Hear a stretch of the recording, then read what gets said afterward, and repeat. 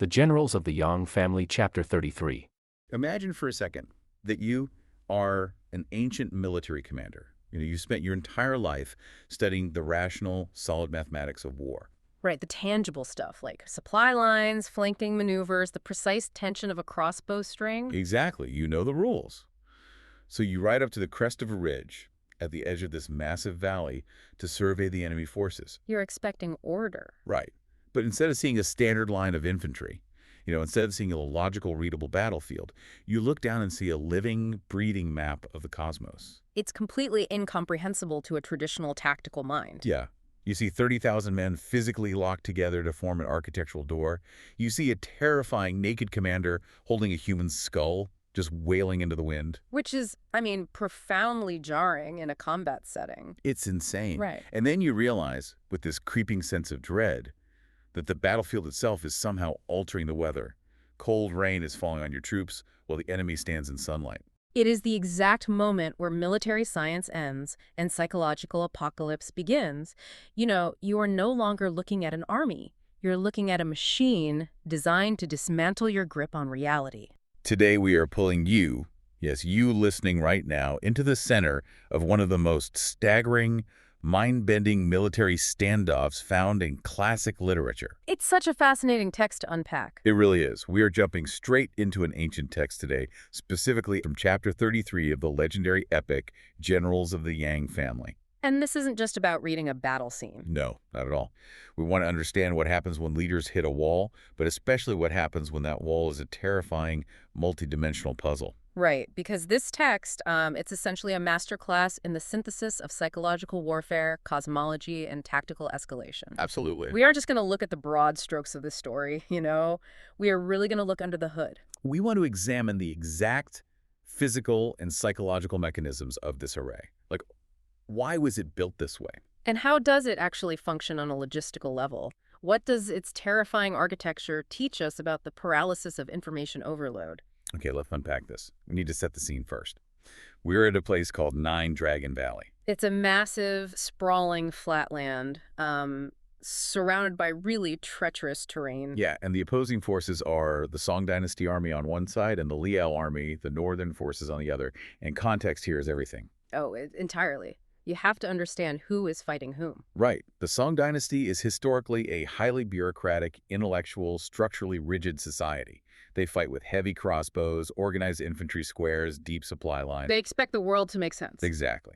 But the Northern Liao forces are a martial, nomadic culture. They rely heavily on devastating mobile cavalry. That cultural friction is really the bedrock of this encounter. The Song army expects order. They expect a battlefield that makes logical sense according to their manuals.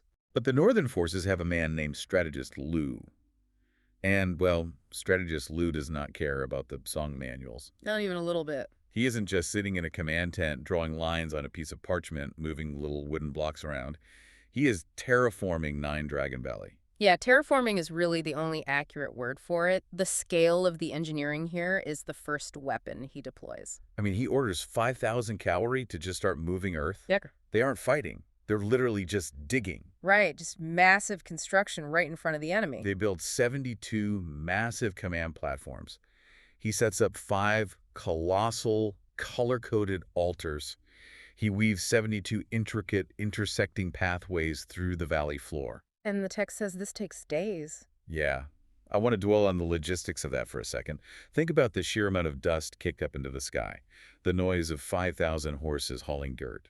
The logistical nightmare of just feeding those workers while they build the stage for this battle. And put yourself in the boots of the Song army camped across the valley. You are forced to watch this happen. For days, you just hear the pounding of earth, the rhythmic chanting of thousands of men, the literal shifting of the horizon. You see mountains being built where there are plains? Exactly. Before a single sword is drawn, Strategist Liu is establishing absolute dominance. He's altering the physical reality of the space. He's essentially telling the Song army, I control the earth you are about to die on. It's a profound display of power. It really is. Yeah. So to understand how to break an impossible puzzle, you first have to understand how it's built. Right. Let's examine this absolute behemoth of an array from the outside in. We have to start at the front door, the southern approach. The foundation of the intimidation. It's the anchor of the entire structure. Right, so strategist Liu calls upon a commander named Ma Rong of the Jianbei Kingdom to build what they call the Iron Gate Golden Lock Array. And the numbers here are just staggering. Listen to the sheer mathematics of this deployment. Ma Rong deploys 10,000 spearmen just to form the, quote, Iron Gate. 10,000. Yeah. Then he takes another 10,000 troops, all armed with iron arrows, to act as the Iron Latch. Oh, okay. And finally, another 10,000 troops, heavily armed with swords, to act as the Golden Lock. 30,000 men, just for the door. Just to act as an entryway. And each of these three elements is guarding 7 of those massive earthen platforms we mentioned earlier. It's just wild. It is, but it's important to recognize who is commanding this.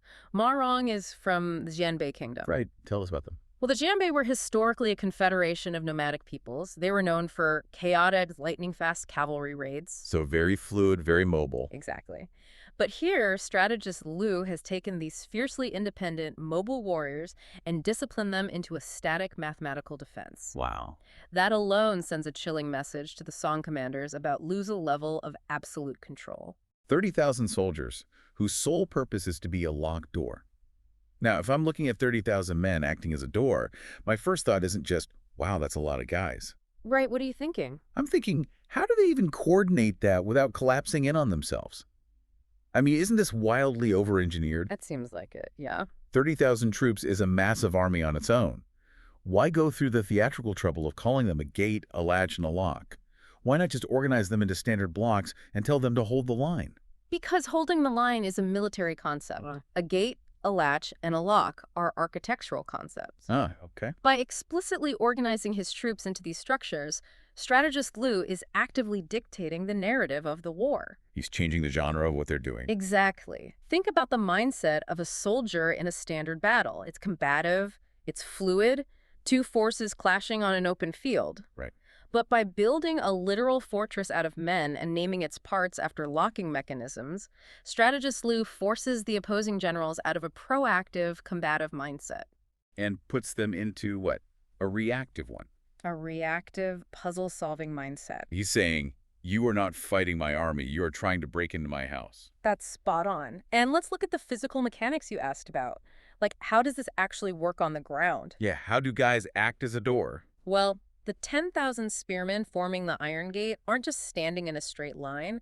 They are likely forming overlapping, interlocking shield walls with pikes bristling outward. So they are a literal physical barrier. Right. They are the doors themselves. Okay, so you have this impenetrable wall of points. Yeah. How do 10,000 archers act as a latch? Think about what a latch does on a door. It slides across to secure it, right? So if a Song infantry unit manages to push through a seam in the spearmen, if they actually crack the gate, they suddenly find themselves in a pre-calculated kill zone. Oh, wow. The 10,000 archers aren't shooting blindly into the melee. They're positioned on those elevated platforms we talked about, or recessed in crescent formations behind the spears. So they just wait. Yes. As soon as the enemy breaches the gate, the archers unleash a synchronized crossfire. The latch slides shut. The enemy is trapped inside the mechanism. Oh, that is brutal. They invite you in just to lock you inside the kill box? Exactly. And the golden lock. Yeah. The 10,000 swordsmen. They are the elite cleanup crew. If you somehow survive the spear wall and you somehow survive the crossfire of the iron latch. Which is a big if. A massive if. But if you do, you are now exhausted, your formation is broken, and you are staring down 10,000 fresh, heavily armed swordsmen acting as the lock. It is a meat grinder disguised as a puzzle. It really is. And picking a lock requires you to stop, observe, and figure out the mechanism. It stalls your momentum. Right. While you are standing there trying to figure out how to bypass the latch, Yeah. your morale is graining. You are playing his game on his board. You're completely dancing to his tune. It reminds me of like a highly engineered multi-factor authentication system, but made of human beings and cold steel. That's a great analogy. It's designed to exhaust your resources at every single layer.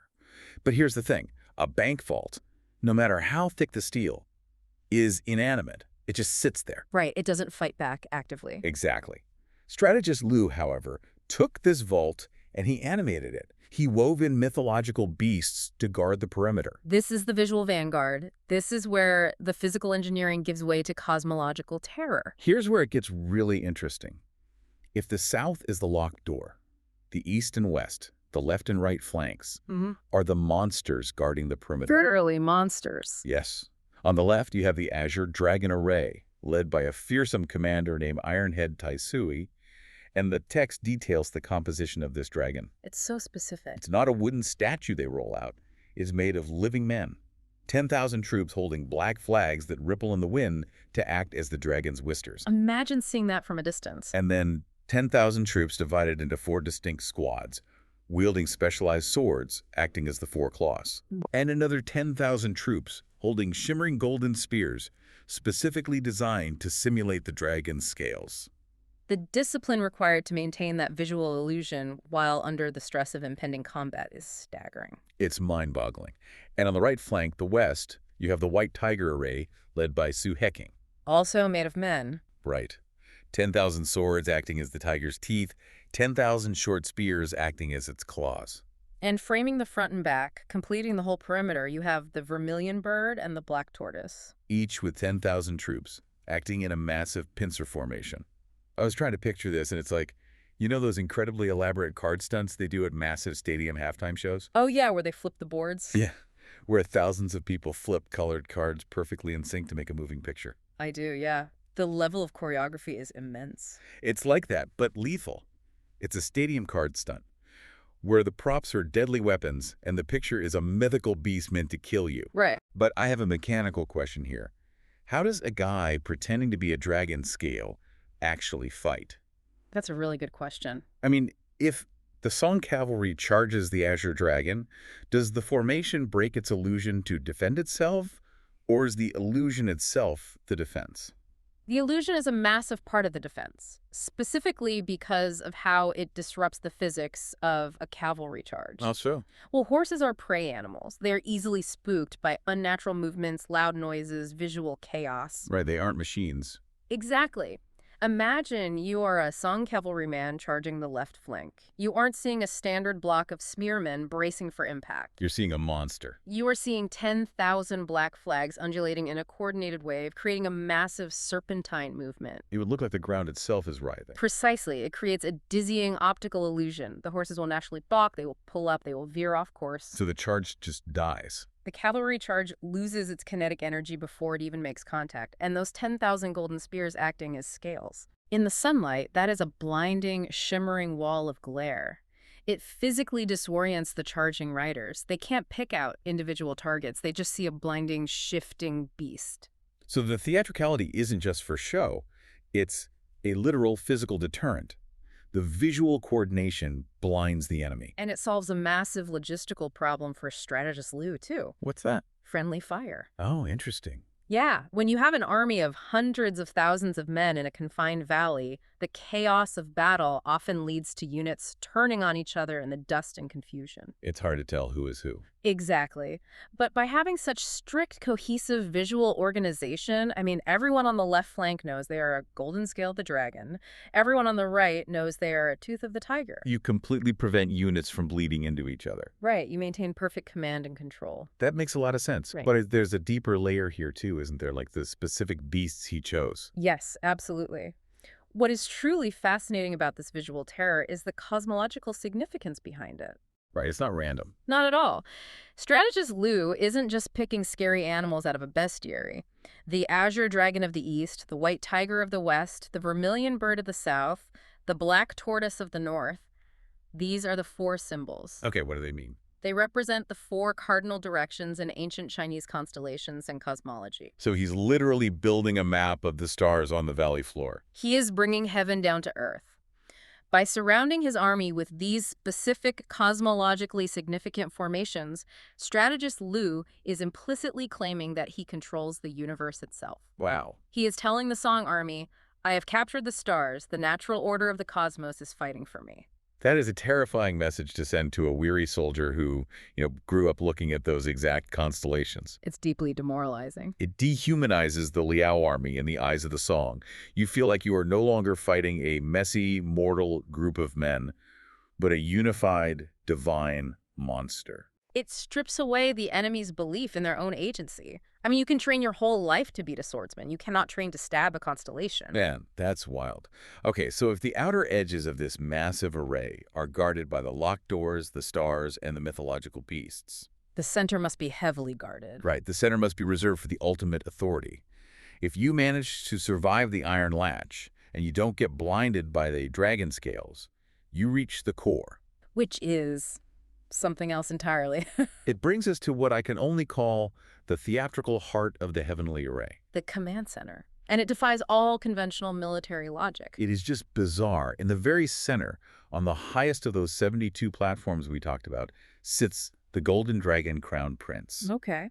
But he is not dressed as a general giving orders. He is entirely role-playing as the Jade Emperor, the supreme deity in Chinese theology. It's a bold move. They have built a replica of the heavenly Tongming Palace for him to sit in.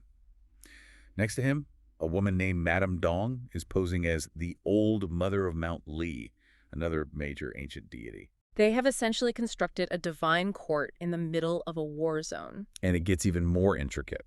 Surrounding them, you have 10,000 elite troops wearing specific blue, yellow, red, white, and black uniforms, acting out the roles of the Four Dipper Star Lords. Wow. And then, and this is the detail I kept getting stuck on, there are 28 specific soldiers, entirely separate from the main formations, whose only job is to run around with completely disheveled wild hair. Just running around. Yeah, acting as the 28 lunar mansions, adding commanders dressing up as the Black Emperor, holding black flags to look like a tortoise and snake. It sounds like walking onto a twisted, militarized movie set. It does, and this is where I have to offer a hypothesis, because as an army, doesn't this cross the line from intimidating into just plain impractical? It definitely sounds that way. You have 28 guys with messy hair running around the center of a battlefield. My thought is they can't just be out in the open, right? No, definitely not. Are these 28 guys with wild hair just running around unprotected, or are they behind a massive shield wall while projecting this visual? Because if the enemy breaches the gates, how does a guy pretending to be a moon phase stop a heavy cavalry charge? It's a crucial question, and your hypothesis is largely correct. They are not the defensive line. Okay. They are the atmospheric pressure inside an incredibly heavily defended sanctum. Well, I like that phrasing. The center platform is ringed by those 10,000 elite troops representing the Star Lords. Those are the heavily armored guards forming the actual shield walls. So they're the real muscle. Right. The 28 soldiers representing the lunar mansions, the Crown Prince playing the Jade Emperor, they exist within concentric rings of absolute protection. Their purpose is not kinetic combat. What is it then? Their purpose is the absolute centralization of command wrapped in divine right. Are you saying he's essentially using these different religious icons like a hacker uses different coding languages to find a backdoor into the soldiers' minds? That is an excellent way to put it, actually. Yeah. By placing the quote-unquote Jade Emperor at the absolute center, strategist Liu is shifting the moral parameters of the battlefield. Okay, explain that. If you are a Song general and you order your men to fire a volley of crossbow bolts at that center platform, you are no longer just ordering an assault on an enemy command post. Right.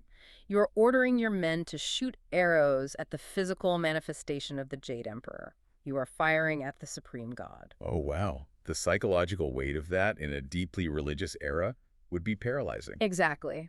It elevates the conflict from a territorial border dispute between two nations into a cosmic holy war. He's forcing them to commit sacrilege. Strategist Liu is weaponizing taboo. He is daring the Song army to commit a mortal sin against the heavens in order to win a battle on Earth. And those 28 soldiers with the disheveled hair, what's their deal? Well, in ancient shamanistic and Taoist rituals, disheveled hair is a symbol of channeling divine or chaotic energy. Oh, interesting. It's a trance state. When the Song soldiers see that, they hesitate. They wonder, what if they really do have magical backing? What if I'm damned for eternity if I strike? He is creating a hesitation cascade. Yes. Because if the frontline troops hesitate out of fear of damnation, the entire formation behind them crumbles. Precisely. The theatricality is a psychological shield that is thicker than any iron gate could ever be. That is incredibly manipulative. I mean, playing God is one level of psychological warfare. Mm-hmm. But as we dig deeper into the text, we see that strategist Liu's array doesn't just stop at majestic gods and shining dragons. No, it goes much, much darker. It delves into much darker, more visceral terrors. This isn't just about awe. It's about revulsion. It's the descent into extreme sensory and psychological horror. Because this array utilizes what the text portrays as forbidden dark magic. And I want to be very clear for you listening, we're looking at this purely through the lens of the historical fiction. Right, we're just reading the blueprints. Exactly. This is how the author chose to establish the absolute peak of tableau and malice to show what the heroes are up against. We aren't making a moral judgment, just analyzing the facts of the text to understand the architecture of this terror. It is the ultimate escalation of ancient warfare, really. It's designed to completely break the enemy's mind before they can even draw a weapon. Right. So we have the cosmic bodies represented in the array. A commander named Shao Talon is dressed all in red, representing the sun. Okay. But then you have a female commander, Yellow Kongnu, representing the moon, or more specifically the demon star, the moon comet. The dark side of the cosmos. And the text describes her standing completely naked under a massive flag holding a human skull. Wow. And her entire role in this massive military machine is to weep loudly and wail at the enemy army. The sheer dissonance of that image on a battlefield is stunning. It's so unsettling. In an environment defined by armor, discipline, and steel, you have absolute vulnerability and macabre grief. It is shocking, but it gets even darker. How so? Princess Danyang leads 5,000 troops wearing 5 colored robes, accompanied by 500 barbarian monks, and they form the Labyrinth Array. A labyrinth of men. Right, and here's the crucial, horrific detail the text provides about this labyrinth. To power it, to give it its dark aura, they secretly took 7 pregnant women, buried them upside down under the command flags with the express magical intent to drain the spiritual energy of the enemy forces. It is a staggering detail, and it taps into the deepest, most primal fears of the culture. It's horrifying. It really is.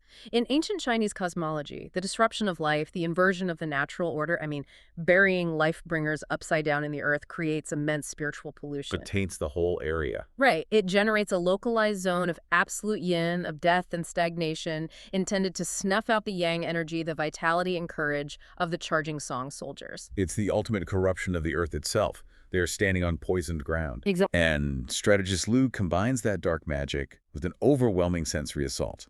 You have 5,000 muscle-bound monks with heavy rosaries acting as Thunder Sound Temple Buddhas, swinging these massive beads. The noise of that must have been deafening. You have 500 iron arhats, and then you have commanders named Qinyan and Han Yanshu using red flags to literally shift the weather. Weather manipulation. Yeah, summoning cold rain by day and obscuring the stars by night. We have to look at how methodically the array attacks the foundational belief systems of the enemy. It's extremely thorough. Look at the ingredients strategist Liu is mixing here. You have Taoist deities like the Jade Emperor. You have Buddhist arhats and monks from the Thunder Sound Temple. Right. You have cosmological astrology with the stars and planets. And then you have horrific, forbidden dark magic with the buried women and the weeping, naked commander. It's a blender of everything terrifying. He is taking every single spiritual, religious, and superstitious framework that a person in that era might hold dear and twisting it into a weapon against them. He leaves them with no psychological safe haven. If you pray to the Taoist gods, the Jade Emperor is over there. If you pray to Buddha, the arhats are swinging rosaries at you. Exactly. It is cognitive and spiritual overload. And regarding the weather manipulation, how does an ancient army actually do that, practically speaking? Well, practically speaking, it involves massive smudge pots burning damp green wood to create localized fog and block out the stars. Oh, so making their own weather. Yes. It involves an intimate knowledge of the valley's microclimate, knowing exactly when the temperature will drop and the rain will fall, and timing the shifting of your flags to make it look like you commanded the sky to open up. So they aren't actually summoning rain. They are just incredible meteorologists putting on a magic show. Yes, but to a terrified song soldier freezing in the mud while the enemy stands on dry platforms, the distinction doesn't matter. Right, the reality is what they perceive. The psychological reality is that the enemy controls the heavens. How do you fight an army that controls the weather, mocks the gods, corrupts the earth, and commands the stars? You feel like you've already lost before you even draw your sword. The sheer density of the information is paralyzing. It really is. Which brings us to the natural question. If you are a song general staring down a mathematically perfect, weather-controlling, taboo-breaking meat grinder. What is your first order? How on earth do they respond? This is where the narrative gives us one of the most brilliant lessons in leadership and restraint found in military literature. Really? Tell me about it. We shift our perspective to the Song Dynasty camp now. Right. The northern commanders, feeling very confident in their apocalyptic machine, send a formal challenge across the valley.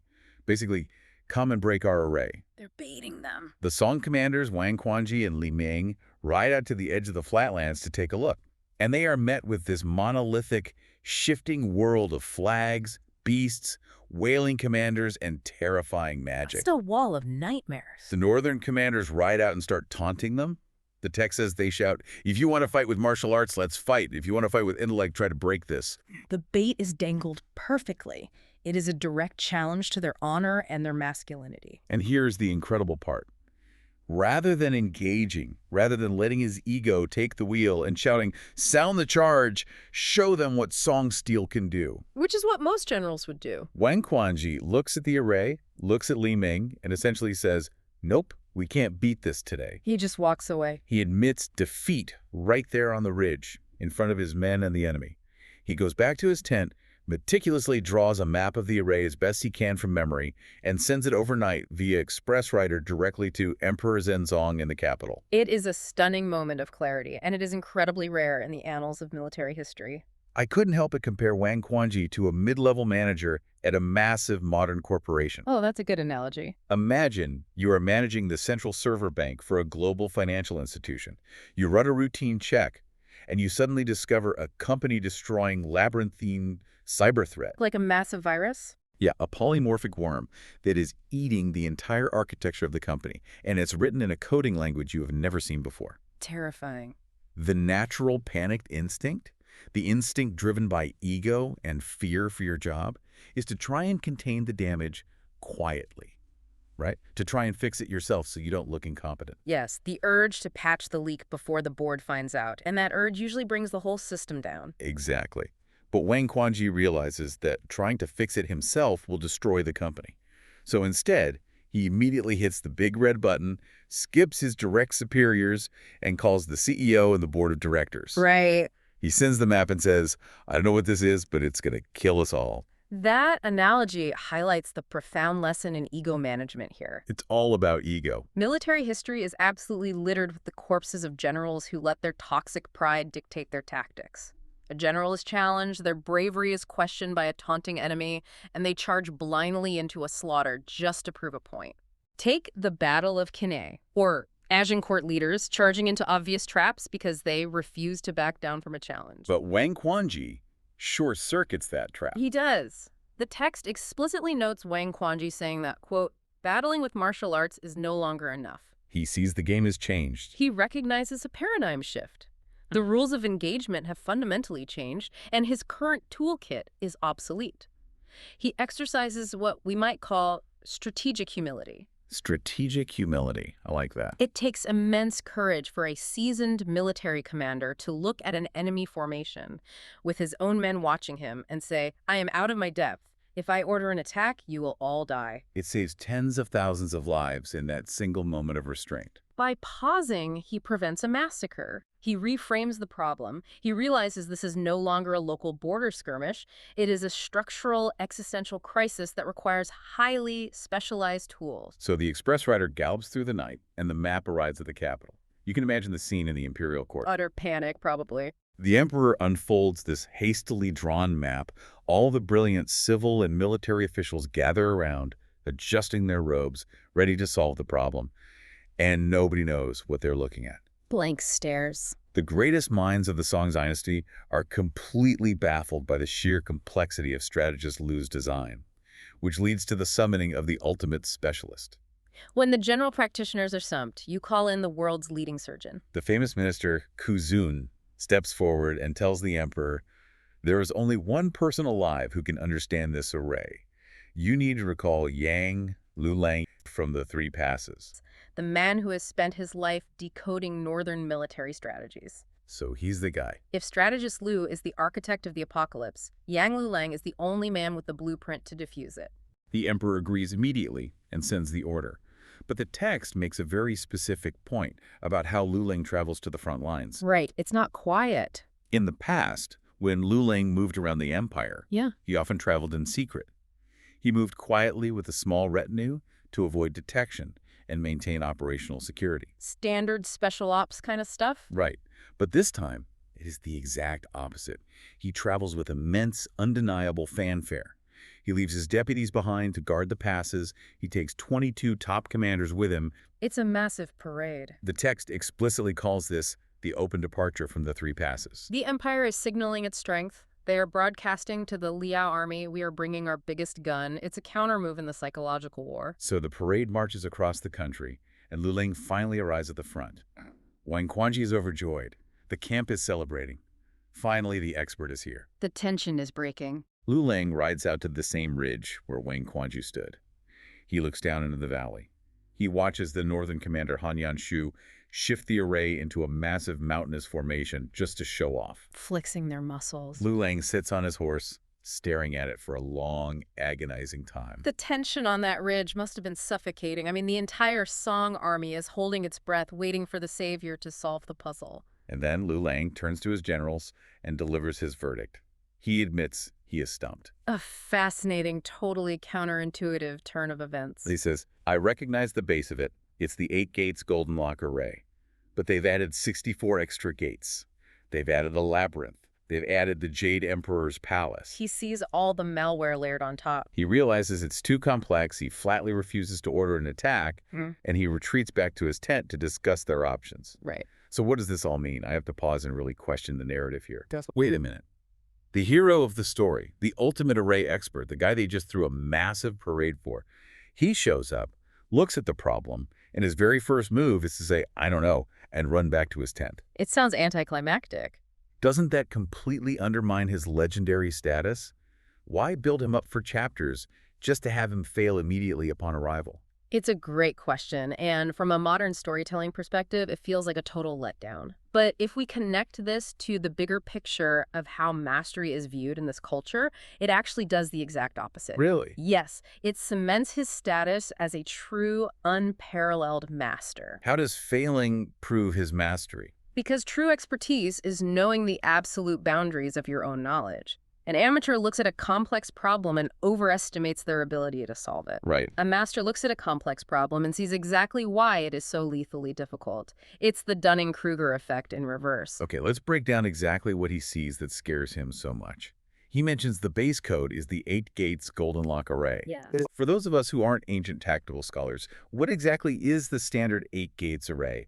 How does the base code normally work before strategist Liu added all this malicious stuff? Well, the 8 gates array is based on ancient Taoist divination, specifically a system called Kimindunjia.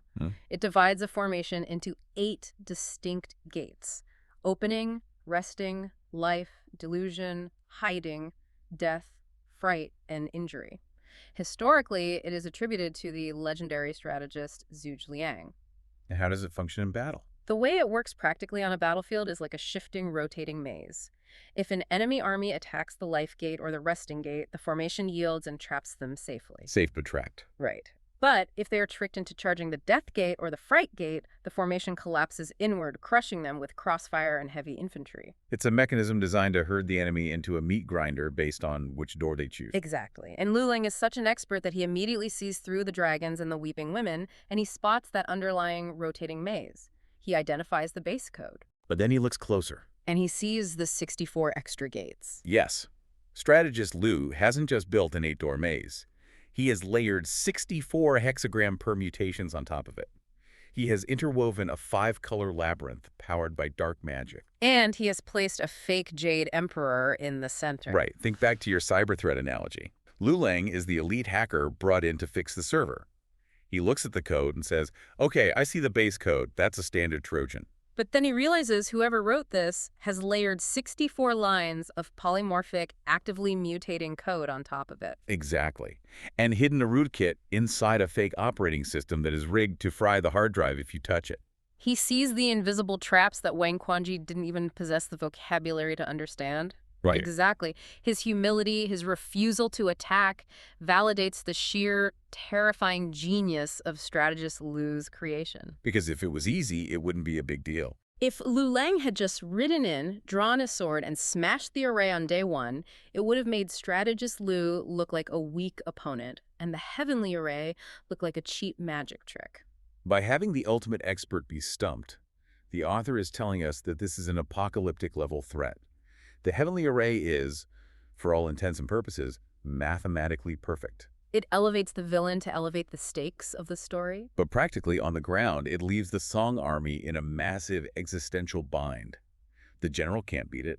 The ultimate expert can't beat it. They're stacked. Since the specialist cannot solve the problem alone, there's only one piece left on the board to play: the ultimate escalation. When the bishop and the knight fail, you must move the king.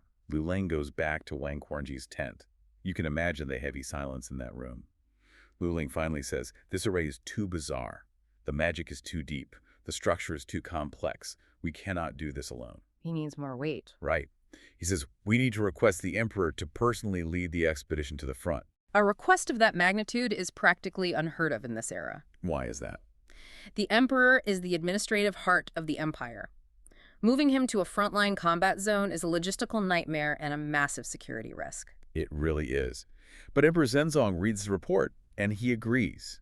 And this triggers a massive empire-wide reshuffling of the entire government. They have to reorganize everything. The capital has to be secured while the emperor is away. The brilliant Ku Zun is left behind to supervise the government and keep the bureaucracy running. The fierce warrior Huyanzan is appointed as the protector of the imperial retinue. And the 8th prince acts as the army supervisor. And then the mobilization begins. The sheer scale of moving an imperial court in ancient times is difficult to overstate.